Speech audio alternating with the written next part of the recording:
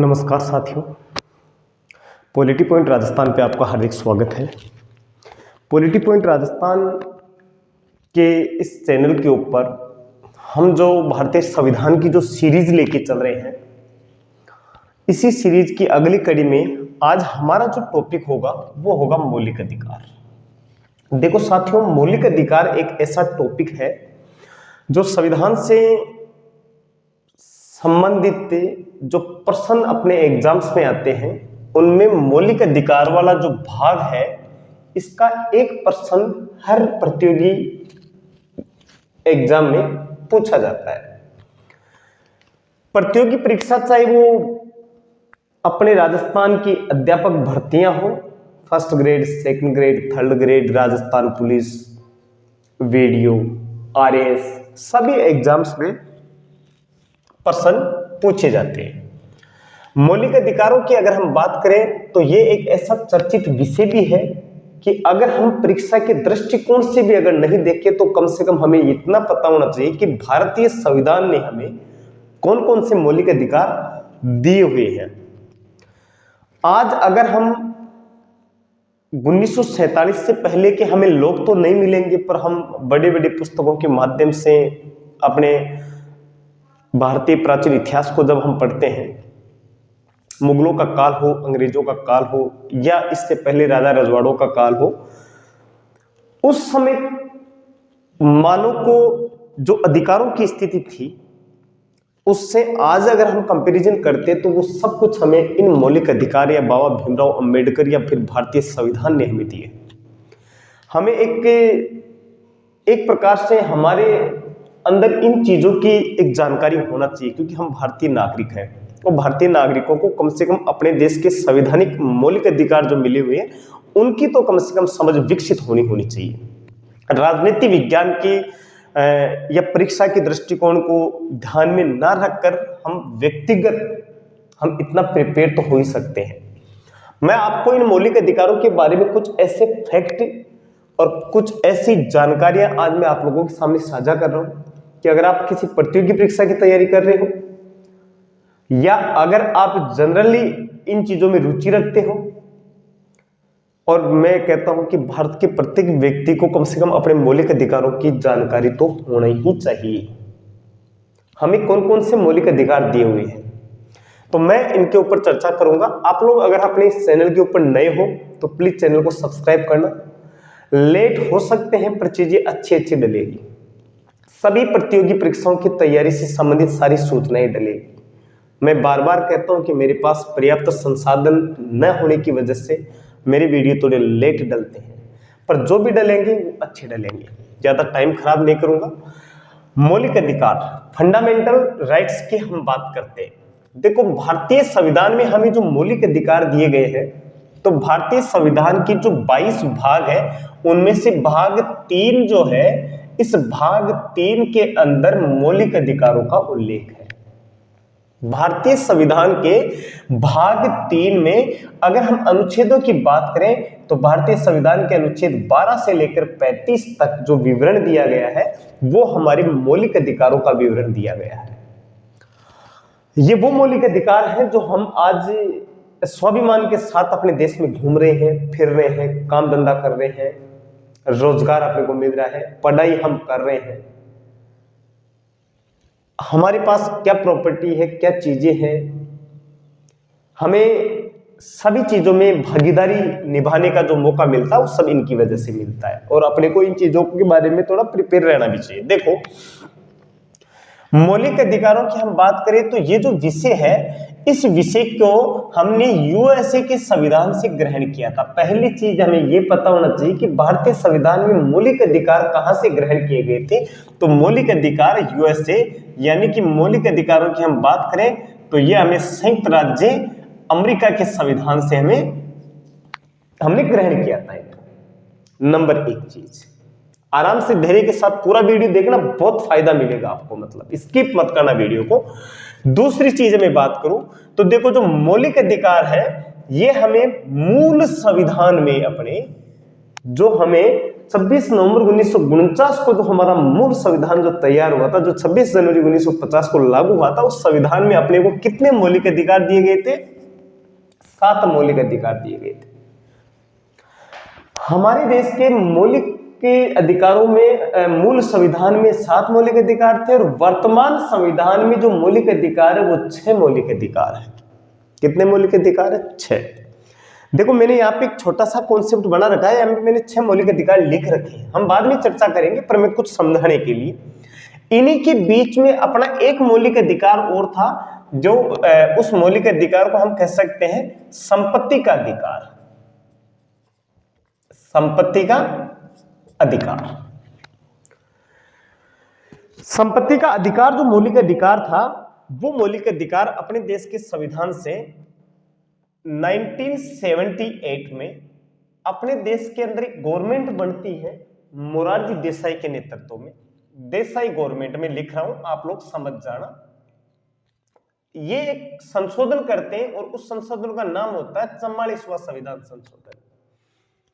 44वें संविधान संशोधन के तहत संपत्ति का जो मौलिक अधिकार था, इस मौलिक अधिकार को भारतीय संविधान के अनुच्छेद 30 में से उठाकर इसको भारतीय संविधान के अनुच्छेद 30 में से इसको उठा लिया जाता है और इसको रख दिया जाता है अनुच्छेद 300 क में। इसको कहां रख दिया जाता है? अनुच्छेद 300 क में इसको रख दिया जाता है।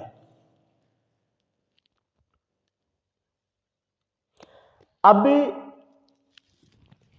अपने पास जो संविधान बचते हैं, सॉरी मैं लाइट का थोड़ा सही कर रहा था। अब अपने जो संविधान है, अब ये एक मौलिक अधिकार खत्म होने के बाद में अपने पास जो मौलिक अधिकारों की संख्या बचती है वो कितनी बचती है? 6 बच जाती है। तो वर्तमान संविधान में मतलब संपत्ति का अधिकार 1978 मोरारजी देसाई की, जो भारत की प्रथम गैर कांग्रेसी सरकार थी, उसके द्वारा 44वें संविधान संशोधन के तहत इसको अनुच्छेद 300 क में डाल दिया जाता है। यानी 7वां जो अपना मौलिक अधिकार था, ये इसको यहां से हटा दिया जाता है। तीसरी चीज देखो, मैं ये फैक्ट है, मौलिक अधिकार बाद में देखते, थोड़ी इनसे संबंधित जानकारी। भाग जो 3 है इसको मैग्ना कार्टा कहा जाता है भारत का। क्या कहा जाता है इसको? भारत का मैग्ना कार्टा। क्योंकि देखो मैग्ना कार्टा की अगर हम बात करें तो लगभग ब्रिटेन के अंदर सबसे पहले मौलिक अधिकारों की चर्चा 1215 में एक राजा थे, उन राजा का कुछ नाम अजीब सा नाम है, मेरे को थोड़ा सा कंफ्यूजन है, पर उस राजा ने वहां पे कुछ मौलिक अधिकारों से संबंधित, मूल अधिकारों से संबंधित चर्चा की थी, जिसे उन्होंने मैग्ना कार्टा कहा था। इसलिए अपने देश का मैग्ना कार्टा भाग 3 को हम कहते हैं। उन्होंने वहां पे मौलिक अधिकारों से संबंधित कोई दस्तावेज तैयार किया था, जिन्हें ब्रिटेन का मैग्ना कार्टा कहा जाता है। हमारे देश में भाग 3 के अंदर मौलिक अधिकारों की चर्चा की गई, तो इसे हम अपने देश का मैग्ना कार्टा कहते हैं। भारत में मौलिक अधिकारों से संबंधित चर्चा की अगर हम बात करें तो 1895 में बाल गंगाधर तिलक के द्वारा स्वराज विधेयक के दौरान सबसे पहले अधिकारों की मांग की थी।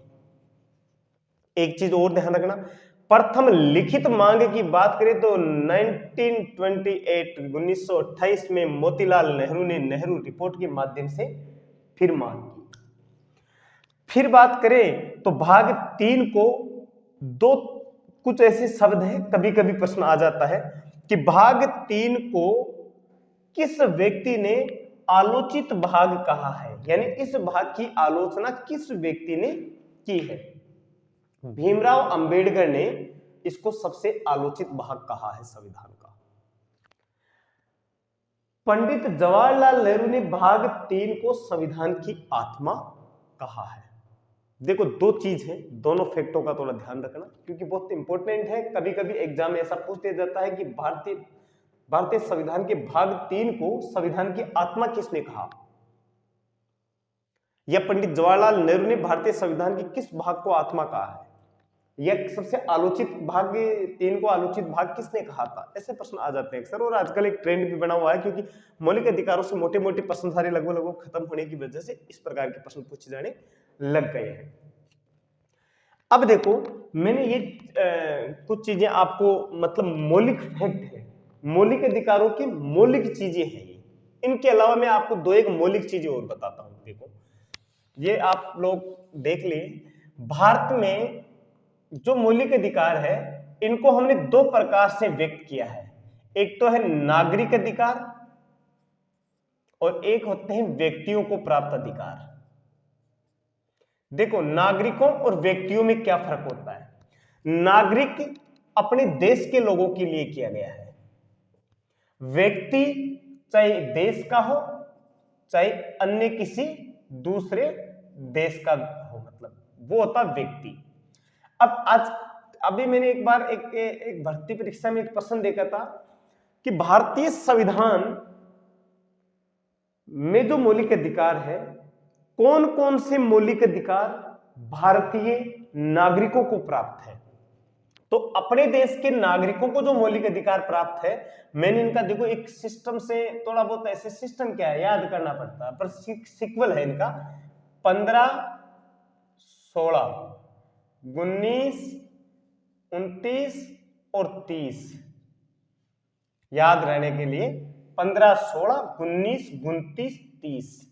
ये जो मौलिक अधिकार है इन आर्टिकल्स में, ये अनुच्छेद है मैंने जो लिखे, इन आर्टिकल्स में जो मौलिक अधिकार है वो भारतीय नागरिकों को प्राप्त है, विदेशी लोगों को प्राप्त नहीं है। जबकि बाकी जो भी मौलिक अधिकार बचे हैं वो सारे के सारे व्यक्तियों को, यानी भारत के नागरिकों को तो होंगे होंगे भाई, अपने को तो होंगे होंगे, व्यक्तियों में सब आ गए, चाहे वो भारत का हो चाहे दूसरे देश का हो।